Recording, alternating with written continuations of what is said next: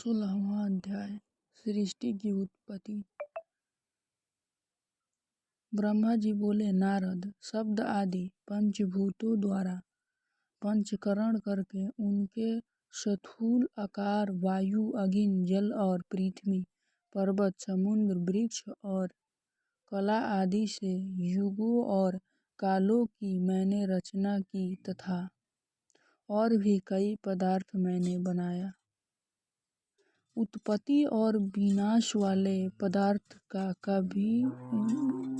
भी मैंने निर्माण किया है, परंतु जब इससे भी मुझे संतोष नहीं हुआ तो मैंने माँ अम्बा सहित भगवान शिव का ध्यान करके सृष्टि के अन्य पदार्थों की रचना की और अपने नेत्रों से मरीच को हृदय से, भृगु को सिर से, अंगिरा को कान से, मुनिश्रेष्ठ पुलह को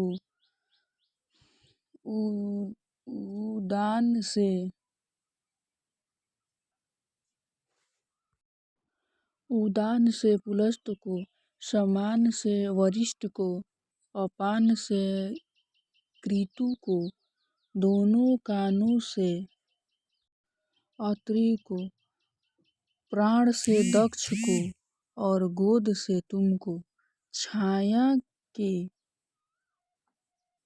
कर्दम मुनि को उत्पन्न किया। सब साधनाओं के साधन धर्म को भी मैंने अपने संकल्प से प्रकट सब साधनाओं के साधन कर्म को भी मैंने अपने संकल्प से प्रकट किया। मुनीश्वर, इस तरह साधकों की रचना करके महादेव जी की कृपा से मैंने अपने को कृतार्थ माना। मेरे संकल्प से उत्पन्न धर्म मेरी आज्ञा से मानव का रूप धारण कर साधन में लग गए। इसके उपरांत मैंने अपने शरीर के विभिन्न अंगों से देवताओं व असुरों के रूप में अनेक पुत्रों की रचना करके उन्हें भिन्न भिन्न शरीर प्रदान किए। तत्पश्चात भगवान शिव की प्रेरणा से मैं अपने शरीर को दो भागों में विभक्त कर दो रूपों वाला हो गया। मैं आधे शरीर से पुरुष व आधे से नारी हो गया। पुरुष स्वयंभू मनु नाम से प्रसिद्ध हुए एवं उच्च कोटि के साधक कहलाए। नारी रूप से शतरूपा नाम वाली योगिनी एवं परम तपस्विनी स्त्री उत्पन्न हुई।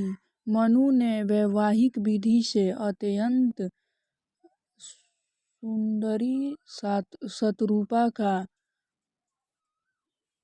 पाणी ग्रहण किया और मैथुन द्वारा सृष्टि को उत्पन्न करने लगे। उन्होंने शतरूपा से प्रियव्रत और उत्तानपाद नामक दो पुत्र तथा आकृति, देवहूति और प्रस्तुति नामक 3 पुत्रियां प्राप्त की।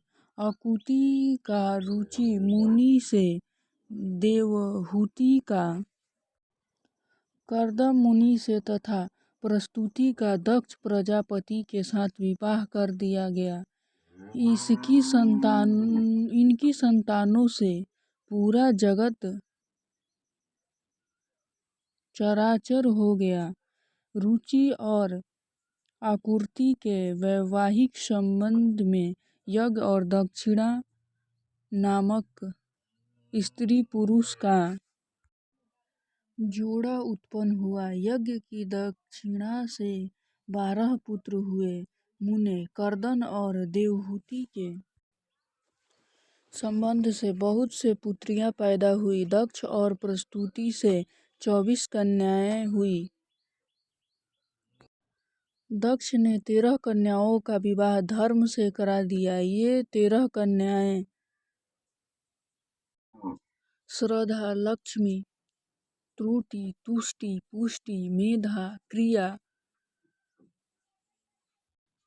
बुद्धि, लज्जा, वसु, शांति, सिद्धि और कीर्ति हैं। अन्य 11 कन्याएं ख्याति, सती, संभूति, स्मृति, प्रीति, क्षमा, सन्नति, अनसुईया, ऊर्जा, स्वाहा और स्वधा का विवाह भृगु, शिव, मरीचि, अंगिरा, पुलस्त, पुलह, क्रतु, अत्रि, विशिष्ट, अगिन और पीतर नामक मुनियों से संपन्न हुआ। इनकी संतानों से पूरा त्रिलोक भर गया। अंबिकापति महादेव जी की आज्ञा से बहुत से प्राणी श्रेष्ठ मुनियों के रूप में उत्पन्न हुए। कल्प भेद से दक्ष की 60 कन्याएं हुई।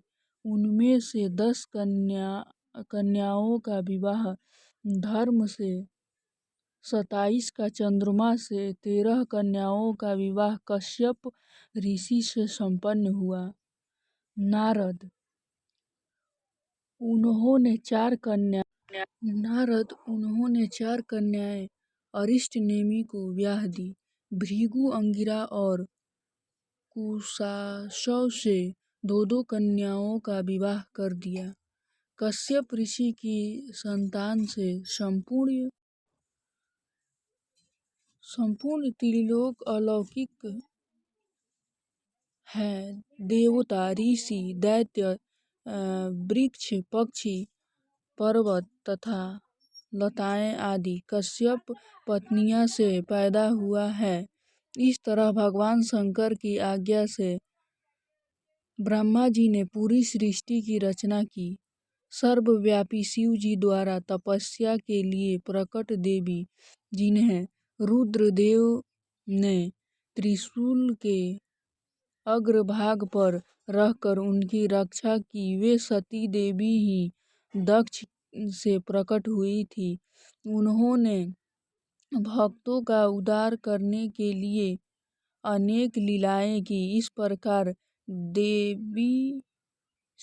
देवी शिवा ही सती के रूप में भगवान शंकर की अर्धांगिनी बनी, परंतु अपने पिता के यज्ञ में अपने पति का अपमान देखकर उन्होंने अपने शरीर का यज्ञ की अग्नि में भस्म कर दिया। देवताओं की प्रार्थना पर ही वे मां सती पार्वती के रूप में प्रकट हुई और कठिन तपस्या करके उन्होंने पुनः भगवान भोलेनाथ को प्राप्त कर लिया। वे इस संसार में कालिका, चंडिका, भद्रा, चामुंडा, विजया, जया, जयंती, भद्रकाली, दुर्गा, भगवती, कामाख्या, कामुदा, अम्बा, मृडानी और सर्वमंगला आदि अनेक नामों से पूजी जाती हैं। देवी के ये नाम भोग और मोक्ष को देने वाले हैं। मुनि नारद, इस प्रकार मैंने तुम्हें सृष्टि की उत्पत्ति की कथा सुनाई है। पूरा ब्रह्मांड भगवान शिव का आज्ञा से मेरे द्वारा रचा गया है। ब्रह्मा, विष्णु और रुद्र आदि तीनों देवता उन्हीं महादेव के अंश हैं। भगवान शिव निगुण और सगुण हैं। वे शिवलोक में शिवा के साथ निवास करते हैं।